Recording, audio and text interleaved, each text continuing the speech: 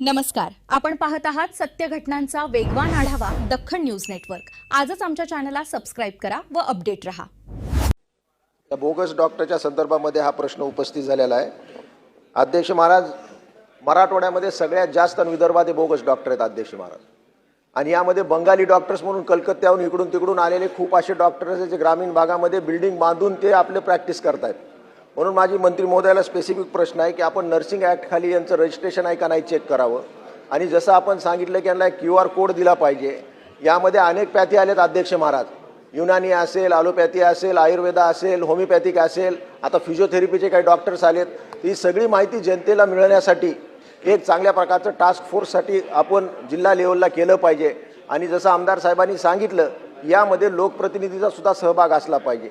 आता तुम्ही कलेक्टरला अध्यक्ष केलेला आहे, कलेक्टर वर्षातून एकही मीटिंग घेत नाहीत, एकही कुठं धाड टाकत नाहीत। लोकप्रतिनिधीला सगळ्या गावनागाव माहीत असतं की कोण कुठं बोगस डॉक्टर काय करतोय म्हणून। हे सर्रास अध्यक्ष Maharaj steroid powder, steroid medicine कुठून देऊन टाकतात अध्यक्ष महाराज।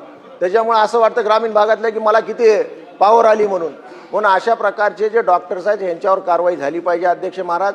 आणि नव्यानं आपण जे मेडिकल कॉलेजेस काढलेले आहेत त्यामध्ये डॉक्टर पास जरी झाले तरी ते ग्रामीण भागात जायला तयार नाहीत। जोपर्यंत या बंगाली डॉक्टरला आपण पायबंद घालणार नाहीत तोपर्यंत ह्यात सुधार होणार नाही।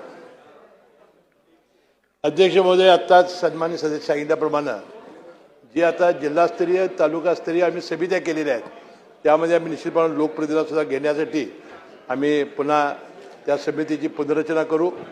आणि जोपर्यंत लोक तक्रार करणार नाहीत किंवा अवामुख असा डॉक्टर बोगस आम्हाला वाटतोय तोपर्यंत शासनाला कळणार नाही।